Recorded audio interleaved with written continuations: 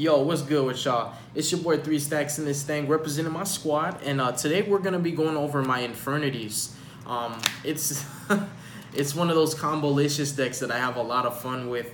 I enjoy its playstyle. I enjoy just being able to fabricate some things that you just wouldn't think are like a reality, like the loops that this deck can do, the boards that it can make, all the different lines of plays that it has. It's like you do one thing, which is FTK, but this deck is capable of doing so much more. That's what makes it so amazing. You don't have to FTK if you don't want to. You can extra link your opponent. You can even resolve Topologic Gumblar Dragon, and you can hit your opponent for 4 cards because you actually do play an ability to make your Link Karibo, which just like it's crazy the things that this deck can do. But we're gonna hop into the main deck without further ado. So starting off with the main, we have 3 Armageddon Knights. One of my Armageddon Knights is being proxied for a Dark Refer because I lended it to my teammate and he still hasn't given me my cards back. So we have 3 Armageddon Knights. So if you see in the middle of the deck profile, there's probably like 2 cards in my main that you'll see like they should be a certain card. They're not because I let him borrow my cards and he didn't give them back to me. So we have 3 Armageddon Knights. The Dark Refer is the 3rd Armageddon Knight. Armageddon Knight is the best starter in this deck. It really is. It does a lot, like so much. Just being able to search your Archfiend before you get ready to mass summon, it just guarantees your FTK practically. So like I wish I could play like 6 Armageddon Knights, but instead I basically play 5 Armageddon Knights. The Summoner Monk is just as good as Armageddon Knight, except it's a little more situational. Even though your deck pretty much plays half spells, but still, like, it's just a little bit more situational. And Summoner Monk is really incredible because it has this application through Terraforming and Black Garden to just be able to be summoned for free, which grants you an additional way to get to your Archfiend and increases your ceiling and allows you to FTK a lot more consistently. So you have these 5 starters, you know, your Monk and your Armageddon Knight. Then we have our Pendulum monsters. We have 3 Dark Worms, and then we have the Cheerio, because Dark Worm is nothing without his counterpart. I'm sorry that they're not the sexy secret rares. I only have 2 of those, and they're my Zephyrs. But Dark Worm is incredible in this deck. Really good. Even if you draw a Dark Worm by itself, you could just scale him and then use his effect, play this directly from the deck. Bam, Pendulum Summon, FTK. Like, there was reasons why I used to play 2 Gate Zeros, but ultimately what I would get mad at is I would have a Gate Zero in my hand, and I would already have one, like, played, and then it would be like, I have Dark Worm for, like, a scale, and I can't Pendulum Summon Gate Zero, so because that card's in my hand, I can't empty my hand, and then I just can't FTK, so I lose. So I was just like, nah, I'm just going to keep the Gate Zero at 1. So it's just perfect. Those four cards. And then you have the Pendulum Magicians. The Pendulum Magicians are the best Pendulum engine. You can play other Pendulum engines, like you can do Metaphors, and you can just play, what are they called? Summoner's Arts, and you can play Painful Decisions. Like, you don't have to play Pendulum Magicians as your Pendulum engine. You just, for the Infernity FTK, you just need searchable scales. So if you want to go the Metaphors route and just have more fun, try to be a little bit more spicy, you can just play the Metaphors for your high scale, play Volflame, and then play Summoner's Arts. And then for your low scales, you can play like Gold Drivers, and then you can play Painful Decisions to search those out. If you want to do, what's another one? Like, I think Dynamist might work. I don't know if they might work. But like, you just try to get creative. Think of some generic kind of Pendulum scales that come from a different archetype and have ways to search them, and you can play them. The reason why the Magicians are like probably the best one is because Pendulum Call searches both the high and the low scale that you'll need.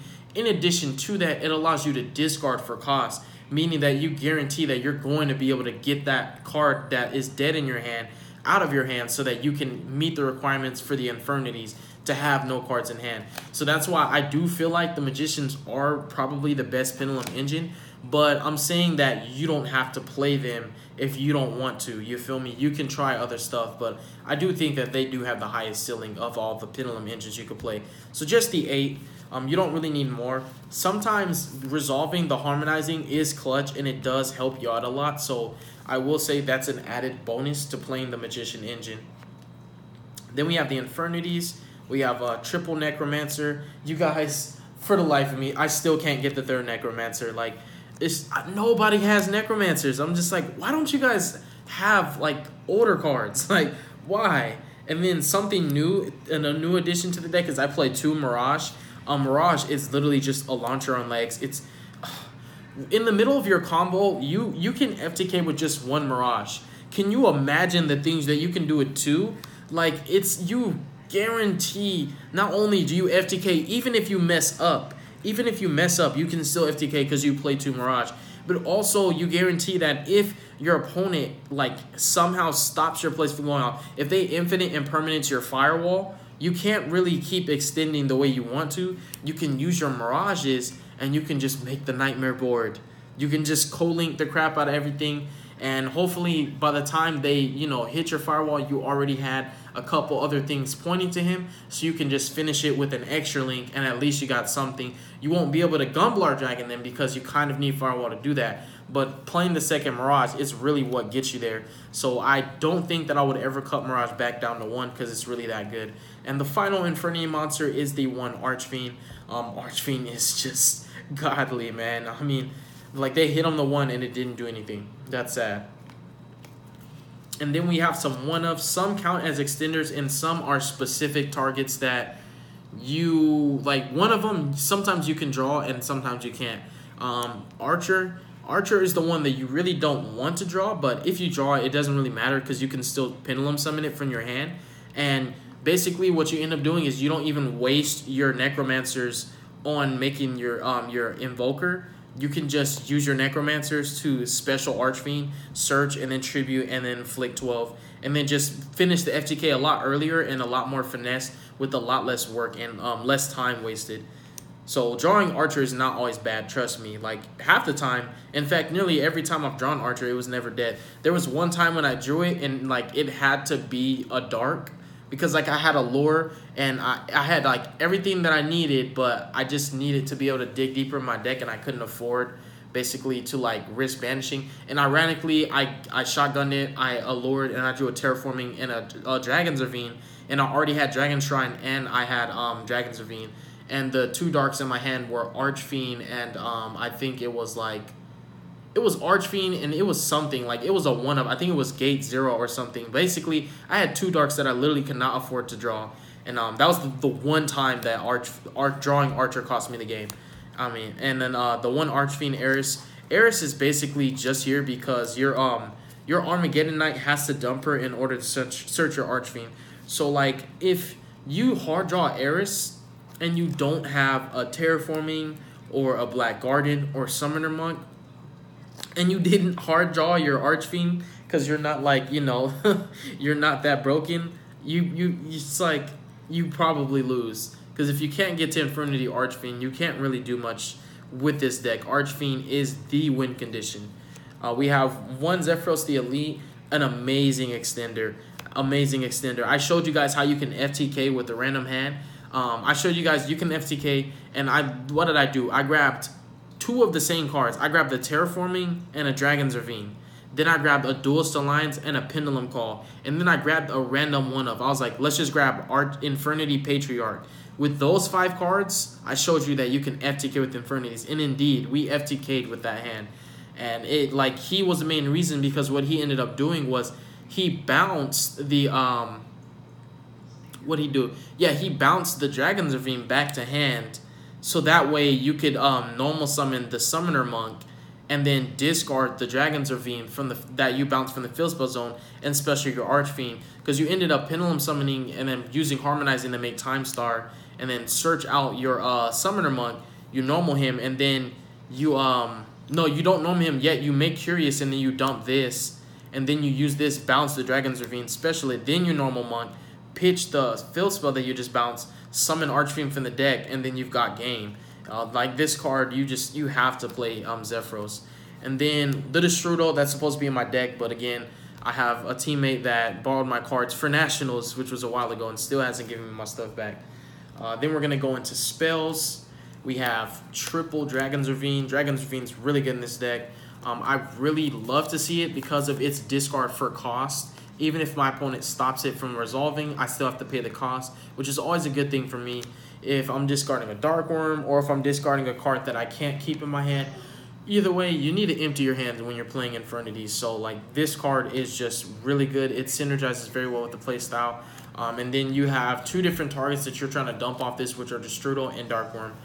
Dragon's Ravine is really good. And by playing 3, you maximize on your ability to get to your FTK a lot more consistently. In addition to that, we play 3 Terraformings. You have 2 targets being Black Garden and the Dragon's Ravine, so you're able to play 3 a lot more comfortably, but also you have to keep in mind that it increases your ceiling just by playing these. Because when you're able to get to Dark Worm and Destrudel, you're not only able to get your Scales and Pendulum Summon, but you're able to go into your Meteor Burst and special your Gate 0, go into Tomahawk, and you've already got game. Like, it's crazy how this deck can go off. And then we have triple Pendulum Call. Pendulum Call is so good in this deck. You absolutely need to play 3. Like, you never play less. You don't do double Pendulum Call, triple Alliance. Nah, you go triple Pendulum Call. Absolutely, hands down. And then we do play triple Allure of Darkness. Let me get more organized with this. You know what? Let me just put these like that. Put these like that. Then we're going to put the Pendulum Calls right there. Bam. And then back to what I was saying. Triple Allure of Darkness. Everything's dark minus the Archer and... Nope, just the Archer. Everything else is dark. So it really doesn't hurt that much. But, you know, you will have hands where you're like, okay, every card in my hand is good, and I have an Allure. And it's like, it's not like you have Summoner Monk to discard it all the time. So you're like, do I really want to play the chance of drawing 2 spells and then end up having to bend? Because that's happened to me sometimes where I'm like, I literally, like, I have what? I have, like, I'll have Dark Worm. I'll have, like, Armageddon Knight. I'll have, like, something, like, super juicy. Like, let me look through. I'll have, like, Dark Worm, Armageddon Knight. But long story short, I'll just have a hand with nothing but good cards that I can't afford to banish because I need to resolve their effects first. And then it's like, you're having the Allure in hand, and you're like, okay, please just draw me a Dark Monster. And, like, you're playing a chance because this deck plays almost as much monsters as it plays that much spells. And then we have 2 Duelist Alliance just to enable you to see your Pendulum Call a lot more consistently. But you don't really want to brick on this. It's like you can afford to draw multiple Pendulum Calls, whereas drawing multiples of this is not so good because it's situational. And if you draw 2 of this with no scale, you've drawn 2 dead cards, and now your other 3 cards have to help you to get to your FTK. And if not, you have to make somewhat of a board that does something and has some kind of impact. So that's why I chose to play 2 Alliance and 3 Pendulum Calls, because even if you draw 2 Pendulum Calls, you can always discard the second one with the first one for cost. So, like, it's never really, you never ever clog on your Pendulum Calls, like, ever. And then you don't need a Pendulum Scale to resolve it. You just need to discard. And then we have 2 Dragon Shrines. You don't really need more than 2. I find that already having the Dragon's Ravine is, like, and Dragon's Ravine's not once per turn, so, like, it already, like, you have enough ways to dump your Dark Worm and the Strudel. You just need those 2 extra Dragon Shrines to help you, just in case you only have 1 Dragon's Ravine. You want to be able to use Dragon's Ravine to dump Dark Worm, and then use this to dump the Strudel.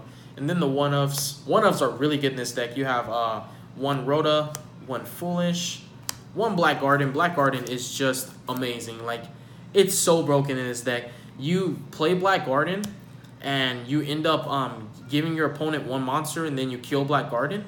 And then you special summon Summoner Monk from your deck. You use Summoner Monk to special summon your Archfiend. You use Archfiend to search. You just go off after that. So Black Garden effectively is a combo piece, and it allows your Terraformings to not only be the ability to set up for the FTK, but it makes your Terraformings into the FTK. Like, it transforms your Terraformings into an FTK. That's why I play 3. Heck, if I could play 7 Terraformings, I would, because, like, I really want to see this. In fact, I'm so tempted to bump Black Garden by 2, but, like, I haven't really had an issue of seeing it. And then also, you can just hard draw your Summoner Monk, and then sometimes when you draw Armageddon Knight, you don't even need Monk. So, like, it's just additional ways to get to your combo.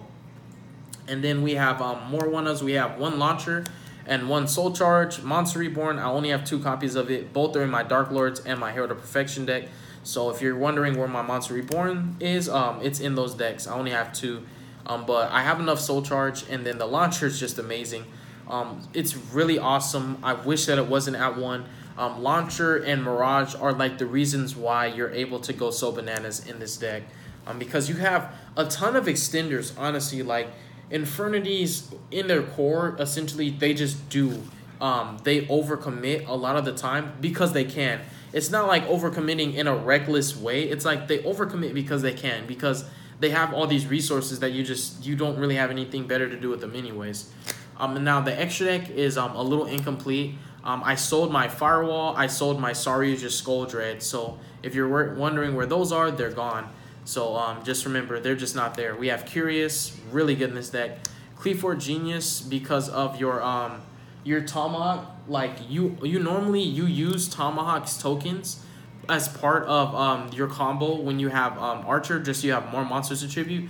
But there are some times when you end up having to use the Tomahawk to either make Firewall or to make Skull Dread. So in order to do that, you have to play the Cleafort Genius. Then we have Double Proxy. Used to be triple, but I cut down on it. Instead, I opted to play Double Proxy and Double Binary because the applications that Binary has going second, whereas Proxy doesn't have those applications. Then we have 1 Underclock Ticker. We have 1 Service. The sole reason for playing the Service is actually to co-link it to my Firewall so that my Firewall can't be Ghost Ogred because it can be destroyed by card effect. So that way I have a higher chance of, resolving my combo. Not saying like, they won't have an impermanence if they have one, but it's just like, if you have a way to protect yourself from a certain hand trap, you might as well just play it, and that's what the Service is there for. Then we have a Time Star, Invoker, Tomahawk, and Meteor Burst. I believe my extra deck is 12 cards, and 2 of which are Firewall and Skull Dread, and then the 15th card would be like either Unicorn, Goblin. You can do more Nightmare cards as well. Like if you want to make your deck for the extra link, like that's so easy. All you literally do is just change the cards in your extra deck. That's it. You don't need to change the main deck. And then I think the 15th card will probably be like a Black Rose for going second, because I'm playing Destrudo and I want to be able to like have a way to clear fields so that I can just do my thing. But yeah, that concludes the deck profile, you guys. I hope that you enjoyed it. Definitely let me know in the comment section below your honest opinion and feedback. I'm always open for that constructive criticism. Not really a sensitive guy. You'll never really catch, like a, oh man, dang, like you hurt my feelings type of stuff. Let me know, man, what's up. But definitely, I'm appreciative of you guys like supporting my channel for as long as you did. Some of you guys have been watching me for like a year now, and I'm really grateful for everything that I have. I don't have to be the best. I'm not the best YouTuber. I don't have the most subscribers, but I'm not tripping. It is what it is, and I'm happy with what I got. And y'all have a wonderful night, and y'all make good choices, and you'll be hearing from me soon. Peace.